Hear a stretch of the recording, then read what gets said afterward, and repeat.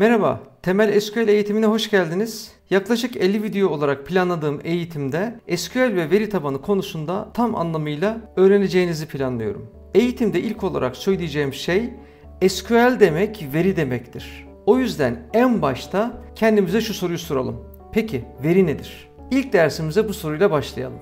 Veri işlenmemiş ham bilgidir arkadaşlar. Yani çevremizde gördüğümüz, duyduğumuz, kaydettiğimiz ama henüz üzerinde bir işlem yapmadığımız şeylerdir. Bu sebeple tek başına bir anlamı yoktur. Örneğin Ayşe 25 yaşında dediğimizde bu sadece bir veridir. Ama bu veriyi işleyip anlamlı hale getirdiğimizde bilgi dediğimiz kavram ortaya çıkıyor. Bunu şöyle söyleyebiliriz. Mesela Ayşe'nin grubunun yaş ortalaması 28. İşte artık bu veriden bilgiye döndü. Ancak halen bir şey yapmadık. Bir adım ötesine geçip bu bilgiyi kullanarak artık karar vermeye başladığımızda bilgelik düzeyine geçmiş oluyoruz arkadaşlar. Buna bir örnek vereyim. Ortalama yaş 28. O halde ürünümüzü 25-30 yaş arasına pazarlayalım. Bakın veriyken hiçbir şey yapmadık. Bilgiye dönüştü ama bilgelik durumunda aksiyona geçtik, harekete geçtik. Veri, bilgi ve bilgelik arasındaki farkı anladığımızda SQL öğrenirken neden veriye ihtiyaç duyduğumuzu daha net öğreneceğiz arkadaşlar. İşte SQL yolculuğumuz tam da burada başlıyor. Günlük hayatımızda her şey bir veridir.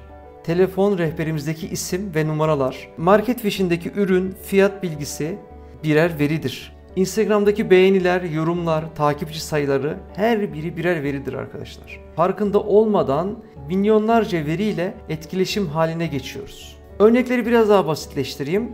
Adım, soyadım, doğum tarihim kişisel verilerimdir. Maaş sayısal veridir. İşe giriş tarihi tarihsel veridir. Araba plakası metinsel veridir. Şimdi biraz veri çeşitlerine bakalım. Birinci veri çeşidimiz yapısal veri, structure diye geçiyor. Excel'de gördüğümüz satırlar ve sütunlar düzenindeki verilerdir. Ad, soyad, maaş, tarih gibi standart formattaki verilerdir. Yani bildiğimiz Excel'deki kullandığımız güncel veriler. Bir de yapısal olmayan veriler var. Unstructured diye geçiyor. Bunlar fotoğraflar, videolar, ses kayıtları, telefon açarken kullandığımız parmak izi bunlara birer örnektir. Ancak bir tabloya kolayca bunlar oturmazlar. Mesela sosyal medya büyük oranda bu tür verilerden oluşmaktadır. Son olarak da yarı yapısal veri, semi-structure denen bir veri çeşidi vardır. Bunlar JSON, XML, CSV gibi kısmen düzenli ama esnek verilerdir. Esnekten kastım şu, veriler birbiriyle konuşması. E-Devlet sistemini düşünün. Bir bakanlığın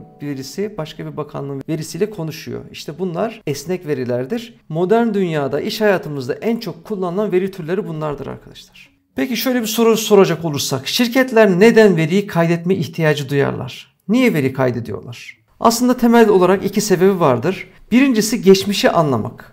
Bunu da raporlama ve analiz yaparak görüyorlar. Geçmişte ne oldu sorusunun cevabını hep ararlar. Bunu da tabii kaydettikleri veriden bakarlar. İkincisi geleceği tahmin etmek isterler. İleride ne olacak sorusuna yanıt arayarak örneğin bir şirket önceki satışlara bakarak gelecekte hangi ürünleri satabilirim diyebilir. Bu müthiş bir öngörüdür.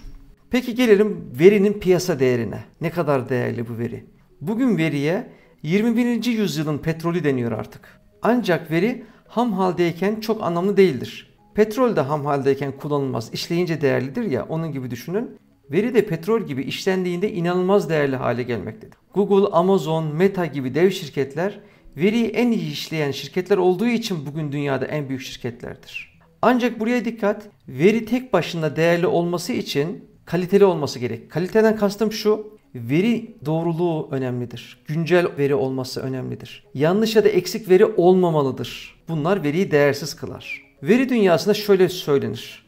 Veri çöp girerse çöp çıkar. Garbage in, garbage out diye geçiyor. Yani yanlış veri girilirse yanlış sonuçlar çıkacak. Buna bağlı olarak yanlış karar alınır, yanlış aksiyon alınır, yanlış bütçe hesaplanır. Bu yüzden doğru veri altından daha kıymetlidir diyebiliriz. Peki veriler nerede tutulur? İlk etapta çoğu çalışan veriyi Excel'de tutar. Küçük ölçekli işler için de yeterli olabilir.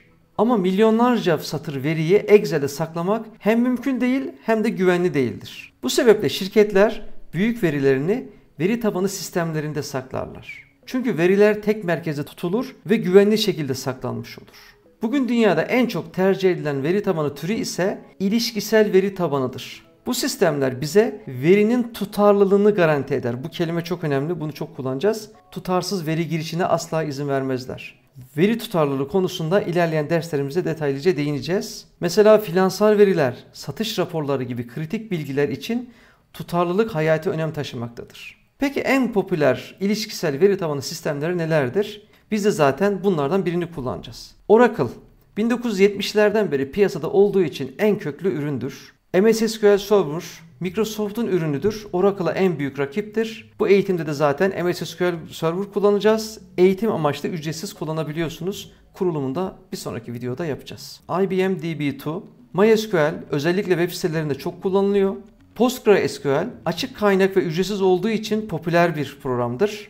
Bu sistemlerin çoğunda kullanılan SQL dili büyük oranda aynıdır. Ufak tefek farklılıklar vardır ama temeli hep aynıdır. O yüzden hangisini kullanırsanız kullanın, burada anlatacağımız eğitim bu database'leri kullanmanıza olanak sağlayacaktır. Sonuç olarak arkadaşlar, şirketler verilerini veri tabanı sistemlerine sakladığını fark ettik. Bizim de SQL öğrenme amacımız bu sistemlerdeki veriyi alıp sorgulamak, raporlar oluşturmak ve analiz etmek olacak. Bir sonraki bölümde SQL'in temeline doğru giriş yapacağız.